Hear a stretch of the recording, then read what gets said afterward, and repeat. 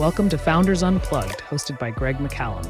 Long-form, honest conversations with founders and entrepreneurs from around the world. This episode is brought to you by Founder Catalyst. If you're raising funds and you need to get yourself SCIS and EIS advanced assurance and you need some help with that, then stick around to find out how you can get 5% off of Founder Catalyst's services. Hi, I'm Daniya Stewart. There's a lot of squiggly information I can give you, but if I just start out at the beginning. So I did a business management degree back at Bradford University, left there and got straight into a graduate programme with the Royal Bank of Scotland and did banking there for a few years. Got a bit fed up, it was quite boring, and ended up doing project finance, which was for renewable energy projects, onshore, offshore wind farms. Felt like good banking, not bad banking, not the evil kind, the nice ones, the trying to save the world ones. So got into that, fell into it really, but really enjoyed it and realised it was kind of a mixture of project management, financial management, relationship management, and enjoyed that kind of the project nature of the business. Spent about 12 years in the longest place and had a couple of other places sort of around it. And then it got to 2020 and I was working for a big Japanese company who heading up their business development for renewables for Europe. And in 2020, obviously, we know what happened. The oil prices tanked. They were massively reliant on oil prices. So they said, let's not do any more business development in Europe. To which I said, okay, so what do I do? And I just got a bit bored of, kind of not having something really meaty to get my teeth into. And I sat there one evening with my husband and I said, do you know what? I don't miss my job. I don't miss my commute, but I really miss my lunch. And that was Vietnamese pho. I loved it, still love it. Would eat it, nearly every day. Loved the flavour combination, the freshness of it. And then he said, well, why don't you do something about it? Or why don't you get it? I said, I can't get it. There's nowhere here in leafy Buckinghamshire. There's no good takeaways apart from Chinese, Thai, Indian, same old. So he said, why don't you do something about it then? And that was the rise of past evangelists and HelloFresh and everybody, desperate to get something different during lockdown. And so I did sort of alongside my job for a while, thinking of the ideas. What can I do? How could I make this work? Had a couple of conversations with people in the industry and a friend of mine who's in branding. And they said, go out and try it, see if people like it, just go do it. So I did go and do it. And, went to this farmer's market. And the funny story was that I signed up online for this farmer's market, just put my name in. And they phoned me and I was sat outside my children's childminder waiting for them. And they said, okay, so what can you, what do you do? I told them my idea, not even a business, an idea. And I went into this, this is what I'm going to do. It's about half an hour conversation where they're saying, and why would people buy from you? And what products are you bringing? And do you have your FSA, qualification, all of this? And I sort of, yes, I've got all of this. And I just sort of winged it a bit. And they went, okay, great. See you on Saturday. Oh, Saturday in 5 days' time. Okay, so I've got a recipe because I tested it at home. I didn't have a table. I didn't have a banner. I didn't have any packaging, labels, anything at all. But I said, okay, see you then. So quickly scrambled around to find everything from, friends, people who'd done sort of farmers markets locally, gave me some stuff, got a local printing company to print out some leaflets and, some price things and a banner, and turned up on the Saturday with, I think it was 20 kits, 20. So these are sort of a pot that would include pre-cooked noodles you could just reheat, a broth in a separate packet you would heat, and then some meat or prawns that you would sort of cook on the side and make it, and then some herbs, and you'd make it all into your pho at home. I took 20 kits and we sold out within 90 minutes. And people were sort of coming up going, we came to the market because we knew you were going to be here. We heard about you on Facebook, and we really want this food because we can't get anything good. This was in the middle of a sort of lockdown. It was the lesser lockdown. Of course, there was a farmers market, but so people loved it and sold out, and it just got me really excited that maybe this is a worthwhile kind of venture and people would be interested in it. So that was the start of FOMO. That was then sort of 4 years of raising investment, building a product, building a supply chain, getting into retailers. And it was a great product, great business. But in the end, it just didn't work out. I'm sure we can go into that a bit more later. And then I spent 18 months with an online retailer working doing some fundraising for them, and also as their MD.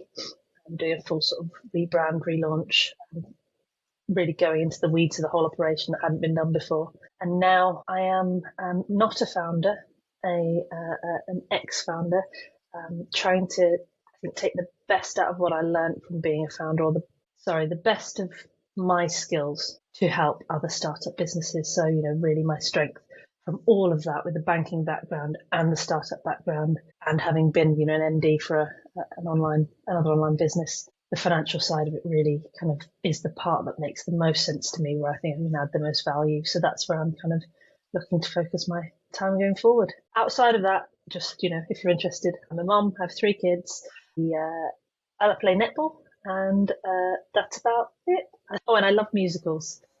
What a great introduction. Thank you. It makes my job so easy when people introduce themselves so wonderfully and articulately. Yeah, hell of a journey, right? And we came across each other because, I came across you rather, because you made a post not too long ago, I don't think, where you kind of opened up about the struggle that you encountered, and which ultimately led to you having to close down the business a while back, and it just struck me as being, as I think it struck a lot of people, because it was gaining quite a lot of attention, and you got quite a lot of support on the post, and rightly so. But it struck me for its transparency, its like honesty, and I think you said something along the lines, I can't remember exactly what you wrote, that it was quite a raw situation, but you finally felt like it was time that you could talk about it. So, yeah, and I just put a comment in there or something like that said, would love to hear more about it if you were open on the show, because we have obviously on this show a lot of founders, predominantly founders, some investors as well, and they're talking about what they're doing, or they've talked about what they have done, right? Multiple exit founders or whatever. But I don't think we've had anyone on to hear the other side of that, which is, let's be honest, the more common side, right? Yeah. And so I think it could be really interesting. I mean, especially for me, I do this show very selfishly, as I told you when we first met, because of, honestly, I just like speaking to interesting people. But also, as a founder, I'm sure there are some really useful lessons to be learned as well. But look, before we get into all of that, like I'm really interested by your approach to it, like going to farmers market and building from there. I think all too often I speak to founders who just think they need to start pitching to supermarkets straight away, right? Yeah. Tell me a bit more about that. I mean, like you said, 5 days, get it all together. How did you sort of take it from that to where it eventually went to? That's no small feat, right? Yeah. So I think it was a really interesting journey that, I went from banking, working for multi-billion-pound corporates, to this kind of idea of just starting a product from nothing. So I had no idea. And one thing that I learned from my banking career is, and I've always been like this, I've never been the expert. I've always been the person who can pull together the information and make, decisions and take action on it. But I've never been the expert in anything. I'm a generalist, if anything. Or, as I watched a TED Talk recently, a multi-potentialite. I like that. It was interesting. It was a good TED Talk. Yeah. Multi-potentialite. And so I thought, well, if I'm going to do this, I need to speak to people who know what they're talking about, who know what they're doing. So I did a couple of calls. I phoned up the Pasta Evangelists customer care line, and I said, can I have your founder's email address, please? Because Pasta Evangelists at the time were the meal kit company that, was rocketing. And they said, no, but you can send us an email and we'll forward it to him. So I did.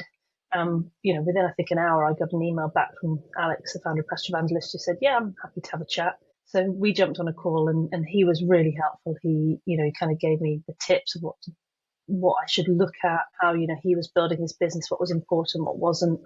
And at the end, he was sort of a bit, if you're going to do it, you should just try it. You should just try things. So he was really influential. And then the other person really influential was my friend, Panna, who has a design agency.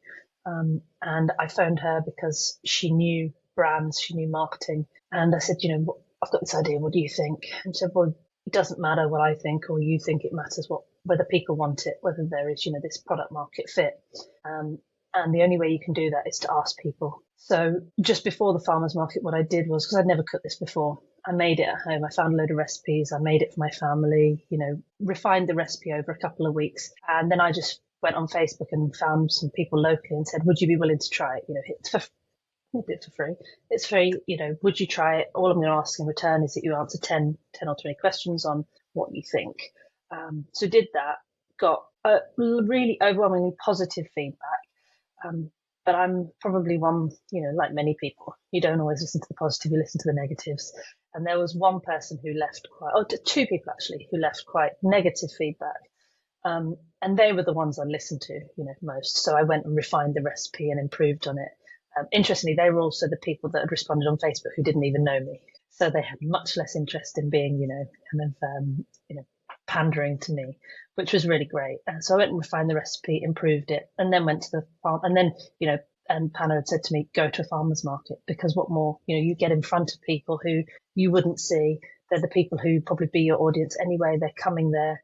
And at farmers markets, people like to spend time. They browse, they look, they'll talk to you. So that was, I put my name down. It's a great, cheap way of doing customer service. I mean, I think there's farmers markets in like central London or really, affluent areas that cost a lot of money. But my local one was, I think it was £20 for a stall, so for £20 to go along for, have 3 hours exposure to just pure customers, it's gold really. And that helped shape a lot of, what we did with the business going forward and sort of, justify the demand for it. But it's such great advice that you got there by the sounds of it to do exactly that, to just go out and, ultimately that's the feedback that's important. And then to focus on the feedback specifically that isn't potentially biased in any way, which is a mistake I think a lot of early stage founders make, right? They ask their friends and family. It's like, yeah, you can, but like they're just going to be nice. So be careful. And what stood out to me as well, what you just said there, is reaching out to this founder. I think this is something that not a lot of people realize you can do. Just ask. It's amazing how really generous people are with their knowledge if you just ask them, right? Yeah, absolutely. And that's, my mum always said to me that ask what you want, but accept if people say no, Right. So you can just ask, can you do this for me? But if they say no, okay, fine.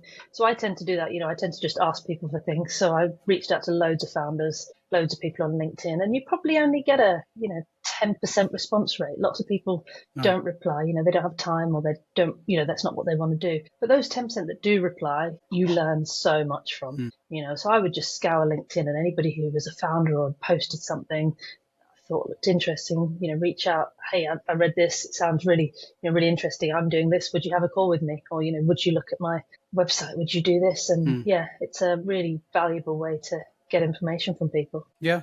Well, it's don't ask, don't get, right? I mean, it's the simplest thing, but it's very, very true. I've done that throughout my entire founder journey too. Just, for every section of it, I guess, whether it's like I'm putting together a pitch deck, I'm going to be spending the next 6 months doing it. This is the first version. Would you mind having a look and being brutally honest? Like, and just doing that for everything as you go forward. It's just like, why not? Yeah. Why wouldn't you? Like you can't assume to have all the answers.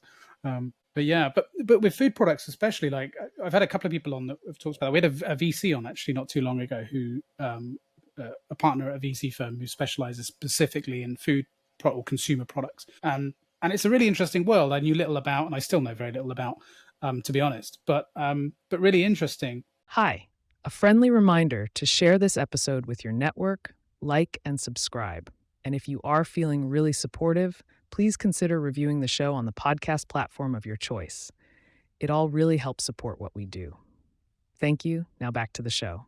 It just takes you, like you'd assume that obviously it's incredibly difficult, but almost impossible to break into, that it's cornered by all of these big major companies and that no individual can create a food product and go. But there's a surprisingly large amount of support and networks and groups and things like that to help bring it to life, isn't there? Did you start encountering them then as you started transitioning out from the markets and going out into retail and stuff? Did you start working with some of these sort of organizations? What were they like? So I think it's a tricky balance, because there are organizations that are very structured and they can help you, but they also cost quite a lot of money sometimes. Okay. So it's, so I didn't do that, rightly or wrongly, I didn't do that. But there's two ways of networking in that space. I would say there's either, you find a network that exists and you join it, or you create your own. And there were a couple of different ones that kind of really helped me. I sort of think I just followed, again, mainly a lot of LinkedIn, following people, hearing what they're saying, hearing them talk about communities. So I want a couple of things that are really valuable. There's one called Upworld, which it was a marketing community, but I think a lot of founders joined it because, founders who are doing marketing, who are doing everything. And it was people in there, kind of willing to help and talking to each other and asking questions in a kind of quite safe space.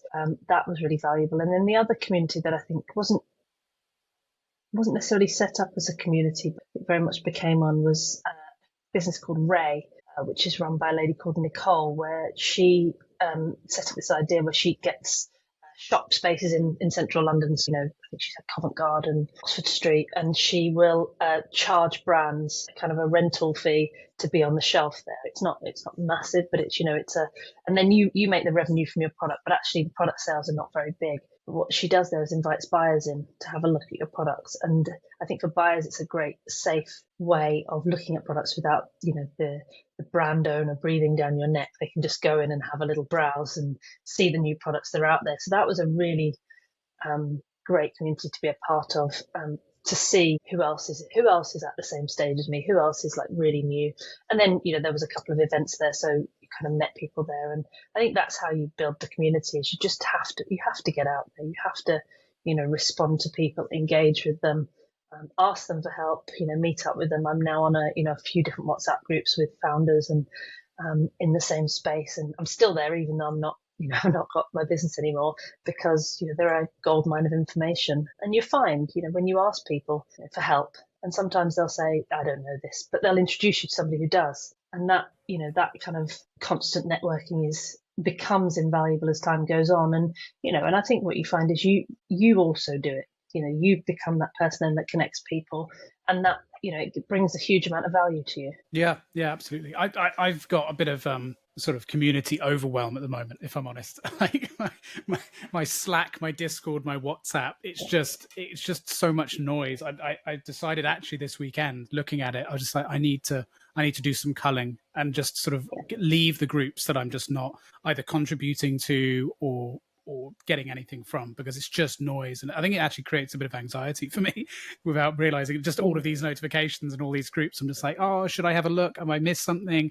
Is there someone that I could help that I've missed? Stuff like that. So I need to be a bit more, I think, picky now that I'm a bit later on in the stage with all these groups. It's like, but yeah, hugely valuable. Had you ever had kind of an inclination towards entrepreneurialism before this idea struck you, or is this something that really came out of the blue for you? I'd always wanted to do something. You had? Okay. Yeah. So funny side story. When I was at school, I think it must have been about 13, I got the bus to school next to a Greggs, the bakers. So I would go into Greggs the night before, actually. I'd say to them, I want 20 donuts for tomorrow, 20 jam donuts, very popular. And they'd reserve them for me. And I'd do that. I'd be there at 8:20. The bus was at like 8:22 or something. So I'd go in, I'd buy 20 jam donuts for £5, or 20p each. And I'd take them to school and I would sell them for 25p each. And I'd make £1 profit a day, which, 13, but back then, £5 a week. It was brilliant. I was feeling like I was raking it in. I used to get the school bully come up to me and she'd go, "You better save me 2 donuts for tomorrow or else." So I had this little list of must-have donuts for these people. Not a very effective bully. A real bully would have just taken the donuts. Well, that's really true. She was a nice bully. Yeah. Maybe she's just a bit aggressive, not that much of a bully at all. That's true. Eventually, the school actually came up to me and said, "You're taking a lot of money off the school tuck shop, so we're not allowing you to carry on doing this, and you have to stop." So, I stopped then. But I've always, I've worked since I was 13. I don't think I've ever not had a job, apart from now. When my kids were born, that was really where it kind of hit me, because my son was born. We lived, an hour's commute from my job. I used to get to London for 8 a.m. and leave at sort of 6, 7. when my son was born, I sort of pushed that to 9 and would leave at, 5ish. But actually, that still meant I had to leave the house at 7:30 and I was getting home at 6:30. And I don't have kids not to see them. That's a personal choice, but I always wanted to be a mum. And I just didn't want to give up working, but I didn't like this, not seeing him for so long. So I pushed my employer to, allow me to work 4 days, which they did. I pushed for a day from home, 1 day from home, which took, I asked for it, I think in 2008, eventually got it in 2012. Wow. Yeah, that was in the days where How times have changed. I had to have a meeting to justify how I could manage my job 1 day a week from home. A meeting with the whole management team and HR to show, yes, I can do it at home. So yeah, I mean, it's a bit mind blowing for me now how much the world has changed compared to that. And it just sort of hit me at that time that the job I was doing, as much as I liked it, it was just not really very, conducive to being a mom as well. I'd have no time in the days I was at work with my son, and then, 1 day a week, which was great, but I wanted more than that. So I'd always thought I'd like to do something, but it came down to money. We were never in a financial position for me to leave my job, and I am very, quite risk averse. So we didn't. And, it wasn't until, kind of COVID came, spent 20 years of my career, worked, built up some savings that I could take that sort of risk more to do it. And therefore, and then it combined with the idea, I also wasn't going to just give it up and go, I'll think of something. It had to be for an idea. So it was a combination of, financially it was possible. I was not very happy in my job. I had an idea and I had the bandwidth to take a risk. And interestingly, I always thought that when my kids got older, I would work more. They would need me less. So I'd go back to full-time working. During sort of, before COVID and coming up to it, my son was 11 when COVID hit, and my other two were there. I started to realise, actually, I think they need me more. During teenage years, it's actually pretty, emotionally very hard. And I didn't anticipate that would be the case, that they would, actually, and I started to think I want to be home more than I am. Or more than I was, obviously, pre-COVID. So that culmination of different things really is what kicked it off. The stars aligned, as it were. Yeah. Yeah. Interesting observation from a parenting perspective, one parent to another, about kids needing you more at that time in their life. I mean, I guess it makes sense. I mean, I often have talked to parents about, and just friends and stuff, in passing, about this idea that, we have an increasingly complicated world and the challenges of being a teenager in this world. I mean, I wouldn't want to face them. Like, you know what I mean? And the fact that we're putting our kids out there into an increasingly complex world, good and bad. I'm not saying like it's one or the other. It's neither. It's just what it is. But like, they need so much more support and guidance, I think, because it's so easy to fall off into the wrong end of things, or to get led astray. Like, so, yeah, I think that's a really admirable and very correct observation. I think with as they get older, of course, they taught this to you as well. So you don't get told this is the problems. You almost need to be there to observe, the changes in mood, the changes in behaviour, because they're not going to come up to you and go, I'm really unhappy about this, or this is, really bothering me.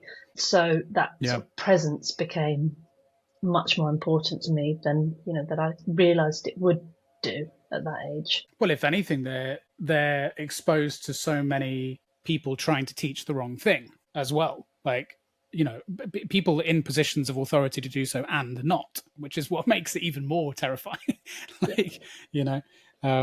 Raising investment is painful enough without getting bogged down in the legal costs. That's why I'm using Founder Catalyst, today's sponsor for Peer, my startup's pre-seed raise. We've been lucky enough to have Sam, the CEO of Founder Catalyst, on the show before. Go and check out that episode.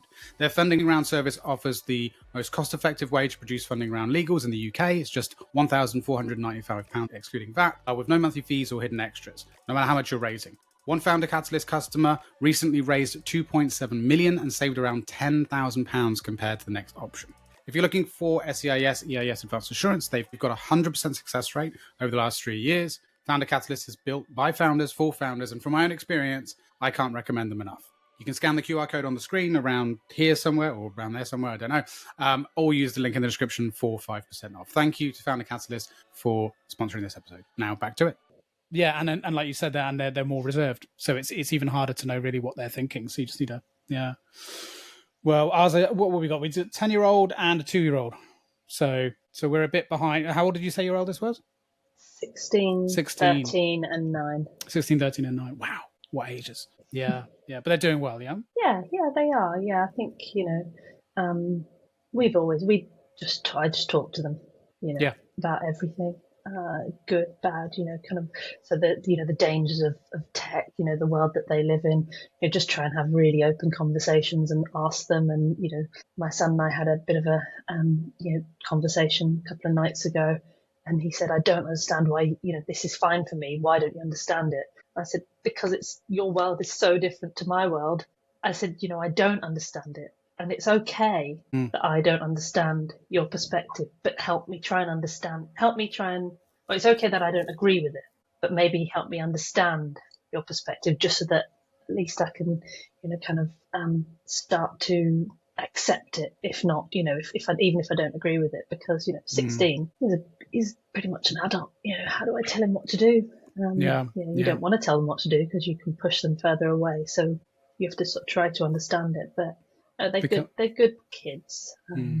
It must become a very different communication technique once they get to that age. But I mean, I think communication is the ultimate answer. I mean, it usually is to most things I've found, whether it's, business, being part of a business, running a business, parenting, relationships, whatever. I mean, the better your communication skills, I think that just the easier all round it gets. And the better the other people's communication skills are too, then it just makes it easier for everyone. And that's something that I guess I've been very, very bullish on, for want of a better term, with being a parent and speaking with my eldest son, is the importance of communication. Like, not just from the perspective of going out and carrying yourself in the world correctly and speaking with people with respect and with authority and all this sort of stuff, but the importance of listening and all, communication being a lot more than just what you say, but also what you do and how you act and how you listen.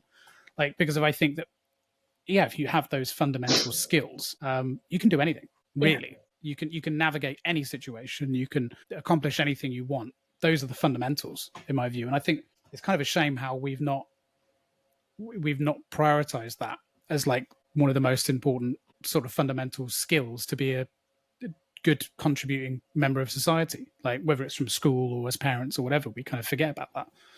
But yeah, absolutely. I mean, I think I've always made my kids communicate, even when they don't want to. So, even from the smallest age, if we go out for dinner, I'm not speaking for you, I'm not ordering for you. You tell them what you want, say please, say thank you, talk to people. And of course, there's that real hard balance of don't talk to strangers, but we want you to be a good communicator.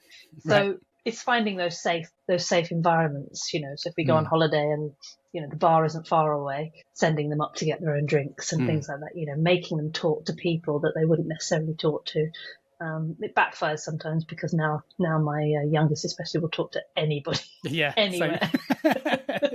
But that's good. I mean, that's confidence, though, and confidence is something that's very much lacking these days too in the younger kids. You see them; they're so sort of into themselves. It's my wife works with kids, and she says that's one of the biggest problems she sees working through the NHS with young children and helping them with their mental health issues and stuff. It's one of the biggest issues is confidence, lack of confidence. Yeah, they can't look you in the eye. And they don't pick up, they don't pick up the phone, when we were younger, the landline, you were on it after 6 p.m, of course, for as long as you could be.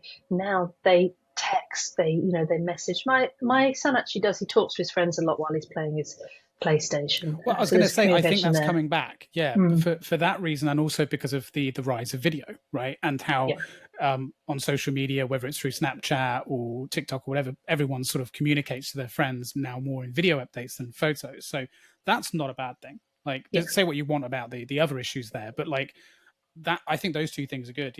I've always been very supportive of my son playing computer games, for example, for that reason.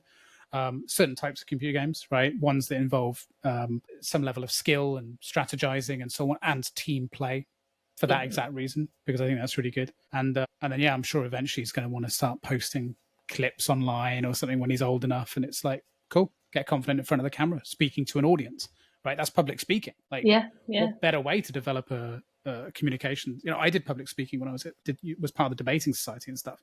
Really useful for public speaking and confidence. Yeah, more. Yeah, my daughter during lockdown, she must have been 6. She wanted to do a YouTube video on how to make slime. Oh yeah. And I'm very, I don't put pictures of my kids on social media. I don't really, I think they need to wait until they make those decisions when they're older. So I'm like, okay, great, let's make a video. So we made it. I didn't post it, but I've got this video of her, talking to the camera, telling what to do. It was fantastic, just to listen and watch her able to communicate and articulate with an unknown being as to this is what you need to do. And I think those video, and my kids make videos all the time. There's a limitation on it. Don't post them on social media. They do now as they're a bit older, but when they're young, do go for your life. Public speaking. It's the skill of making them rather than them actually being online that's important. Right, exactly. Yeah, and there's a lot of skills in this stuff that we spend a lot of time, I think, all publicly criticizing, but there are a lot of skills and lessons that have been taken out of it. I always describe to my son about technology as being a tool, and just like any tool, like, I always use the example of a hammer. I was like, what can you do with a hammer? Like there's two ways it can go. Right. Everyone, and this is one of the stories that's as old as time. It's like, you pick up a hammer to destroy or pick up a hammer to build, and make things. So I think that's the lesson that we're forgetting is we're very publicly, if you look at the discourse, it's blaming, first of all, blaming the hammer, and second of all, claiming that the hammer is there solely to be destructive. It's like, no, it's not. It's not either thing. It's like, Schrodinger's cat. It's like it's both at the same time, Yeah. But I don't know, not to get too philosophical or anything, but yeah, look, just to go back a little bit. So you'd always had a bit of an entrepreneurial flair then. So where's that entrepreneurial flair now? Because we will get into kind of what happened with it, but like, how are you feeling about entrepreneurialism now? Are you feeling like you're done with it and you kind of put that to bed? You've given it a shot. It went the way it went, or do you feel like you might be open if another idea kind of comes to you at 3 a.m.? Yeah. So it is a bit. It's done. I'm done. I'm not doing it again. That's it. And then you sort of sit there, in your quiet time when you've not got anything else on, and you just go, oh, what about this? That would be a great product. Why has nobody done this yet? So the ideas come even if you kind of tell yourself you're not going to do it again. So I don't think that I want to, mainly because it is really hard. There's a lot of impact on family, on time. It occupies your mind 24/7. I got the least sleep of my life when I was, an entrepreneur. I'd lie awake at 3 o'clock in the morning. You'd either lie awake or you'd wake up and be like, oh, I haven't done this, or you'd go over and over any mistake that you made in your head, and it's all consuming. I'd work weekends. The farmers markets were always on a Saturday morning. So everything was, it did, and I prioritized it, at times too much over my family. And so for that reason, I don't want to get sucked into that kind of imbalance again. But that's not, but my kids are also, they're going to leave one day. I would never say never. And if the right thing came along, or if I thought it was the right thing, then I wouldn't be afraid to do it again. I think I'd just go in much more kind of eyes wide open. But having said give yourself some boundaries. Yeah. Having said that, I'm setting out as a fractional CFO, as an advisor now. Not a huge amount of difference. It's not, no, because that's what I do, as you know. I mean, well, not as a CFO, but as a fractional CCO and a go-to-market advisor. And it's still running your own business. Yeah, exactly. You still have a lot of the same pains, but without a warehouse. Right? Yeah. Right, which we'll get into in a minute. But I totally understand, because like what you were saying about the in 2012, whenever it was, when trying to fight just to get to work from home and then eventually quitting that job to get a better sort of balance, to then dive into entrepreneurialism, which is just even more work and even more time consuming. It must have felt a bit like, oh, wait a minute, I've gone backwards here a little bit, right? To an extent. Yeah, it's funny because people say, become your own boss because you get freedom and flexibility. No, absolutely not. I genuinely think I believe that. And I think that people do genuinely believe it. I wouldn't say you get flexibility. I would say you get control of your own destiny, which is, which is quite powerful. But yeah, there were times in the middle of, the business where I just thought, I just want to get back to working for someone else. I just want to get paid a salary, a decent salary, and finish my job at the end of the day and go home and not worry about it. I mean, obviously, that was never my reality anyway, because I always worked, and took work home and thought about work, when I was in the middle of it. But it was still a little bit more detached. You could switch off a bit more. Don't think I very rarely worked weekends, very rarely thought about work too much, over the weekend. But yeah, you start up being an entrepreneur because that's what everybody tells you, be your own boss, be in charge of your own time. But it doesn't, and maybe some people can make that work, but it very much, especially, I don't know, when you're in a product business, when you have customers, multiple customers to service, you're always on and you're always there, ready and available. So so absolutely, it did allow me certain flexibilities, which I really liked. So for example, our warehouse it's 7 minutes from my house. So I could drive there. My daughter's school was, 10, 15 minutes away. So I could pick her up from school in the middle of the day, bring her back. She would sometimes sit in the warehouse. She'd either work at the age of, 10, get her packing some boxes, or, she'd sit there and read a book, or, go on my phone or something for half an hour while we finished off. So you can make it work around certain things. If you are enjoying this episode and want to support the show, please like, subscribe with notifications turned on, and let us know your thoughts and opinions in the comments below. This lets YouTube know we are doing something right. Back to the show. But not mentally. I think that's the drain, and that's the cost, is that mental, like, even if I can go off to pick my daughter up from school in the middle of the day where I couldn't when I worked in the city, that mental load of thinking about the business all the time is there. Yeah.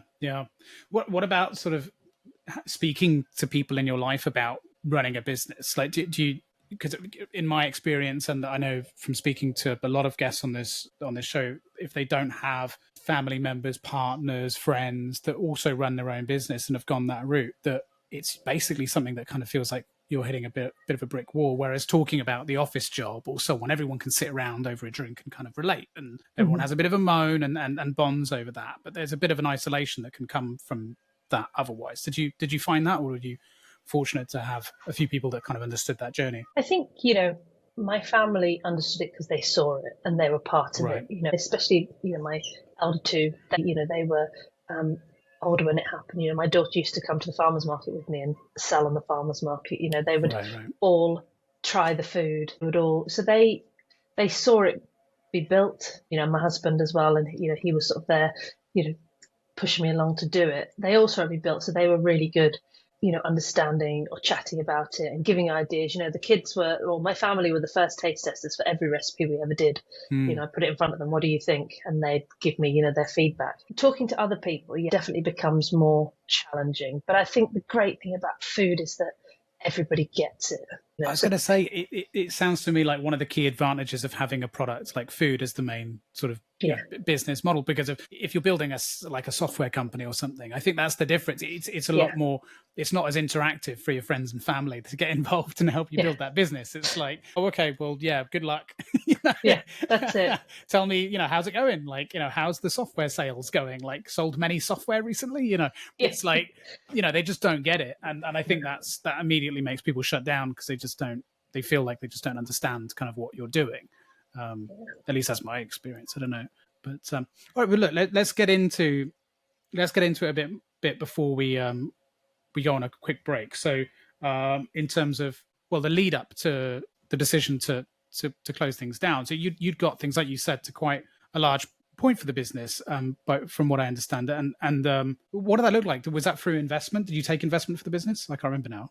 You did? Yeah. So we did an investment round in 2021, where we got.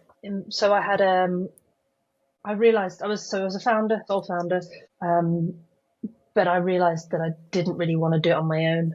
think that it would be a bit tricky to do it on my own. I wanted, probably actually a bit like what you said in the last point, that there was, whilst I was talking to my family and my friends about the business, there wasn't somebody who was in it, who felt the pain and felt the reality of it day to day, those small decisions. So I posted an advert on a website called Working Startups for a co-founder, and I got got different people applying. Great applications. One guy, I'm interested, and my wife is Thai. That was it. It's all the qualifications you need.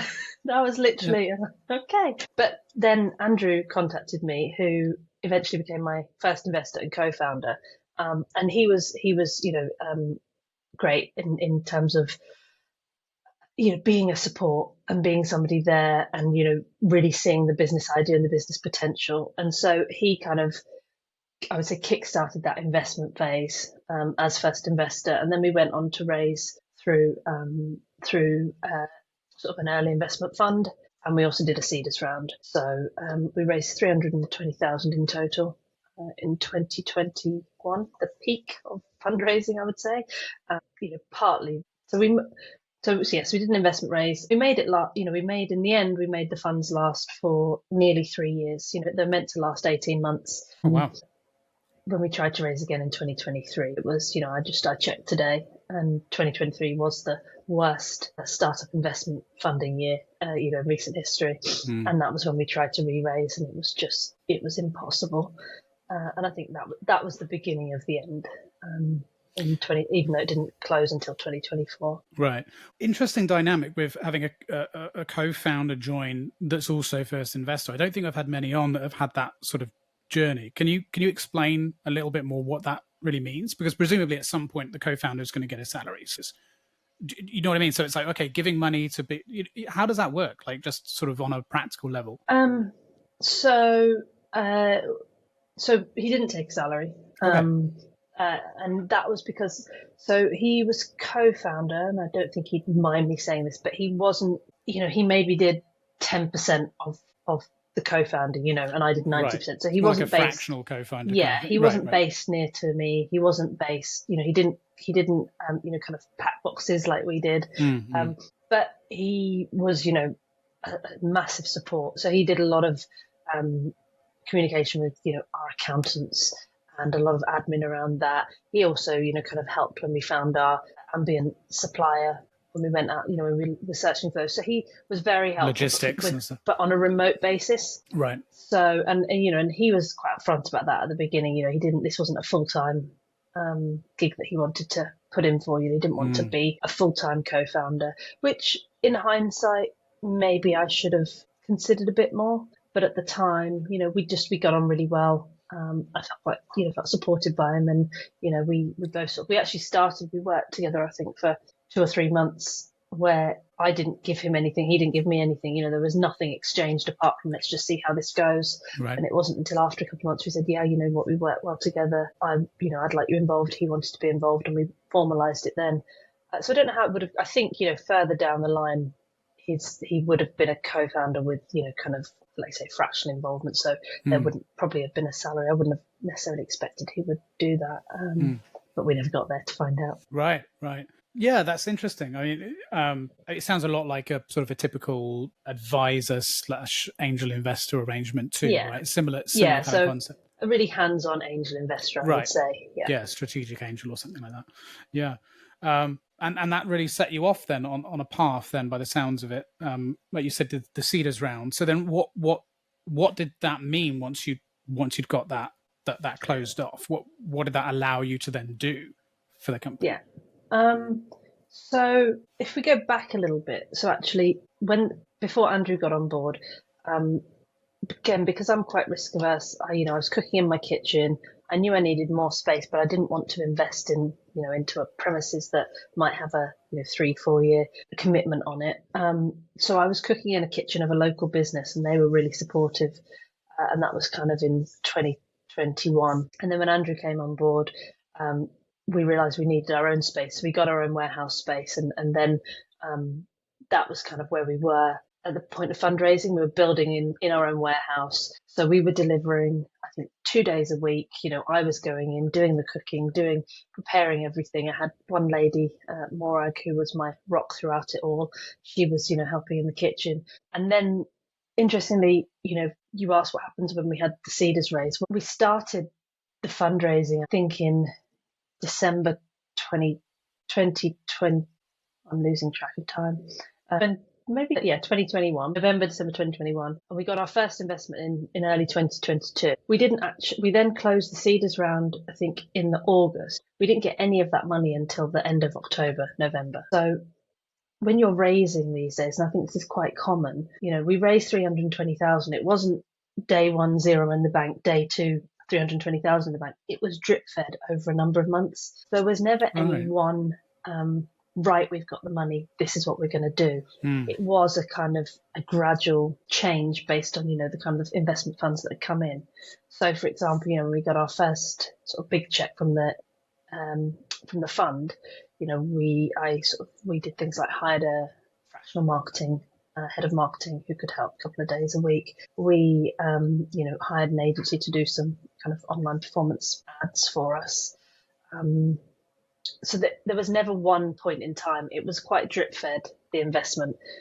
And that kind of, meant that we had to use what we had when we had it and not before. Yeah, I just assumed it would all come. But I suppose is that because it was like the funds are unlocked as they're being invested? Or is that a specific function of the way that sort of platform works, where you hit the target and then it gives you that money? Yeah. So, on a crowdfunding platform, they won't really accept you unless you've already raised 50, 60, 70% offline. So we had to have raised that first. So we did, and we got those funds in.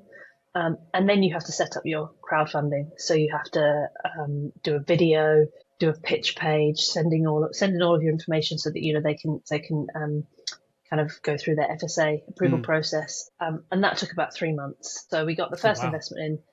Well, the first investment was Andrew's, then 6 months later, the next investment, then 3 months to prepare the crowdfunding page, because you have to also let people know, get them interested, build up some hype. Then the crowdfunding page goes live for about 8 weeks, full in investments. And then what we didn't realize is that at the end of that 8 weeks, we thought, right, great, we've hit our target. Now we should get the money. It took them another 3 months of admin to actually, release the funds. And, and of what we raised on there, it was a very small amount, of which nearly a third of it was fees to the crowdfunding platform. So it was not a great addition to the campaign, but it, have lots of views on crowdfunding if you want to get into those in a bit. So it was, I think it was about a year of funds coming in. It wasn't one point in time. And that, I think, is much more common than people realize. Yeah, incredibly disruptive, though, for a business. I just don't understand what the point of that would be. If the funds are there, you'd want to release them as soon as possible for that business to be able to start putting it to work and to be successful. It seems like a totally unnecessary thing to do. I can't think of any practical reason why that would be set up like that. Well, if you're a business that can hold on to, a whole load of somebody else's cash for 3 months, longer than you should, they're going to get something out of that, of course. Yeah. There's a value there. So that's, Yeah. The problem is, of course, is that a lot of people, using these platforms have not done it before, are naive, just will go, okay, yeah, sure, it's taking your time. We'll wait. I wonder if they're all the same. I don't know. I had someone on recently from another who had previously worked at another very prominent crowdfunding platform, and if I'd spoken to you before, I would have asked him, like, is that how they work? You know what I mean? Yeah. But hopefully they're, like is often the case, they're all different, aren't they? And you see these new versions of a company pop up all the time because of complaints of an old one. So hopefully these newer ones are kind of popping up to say, well, as soon as you get the funds, we give it to you, and all that kind of, hopefully.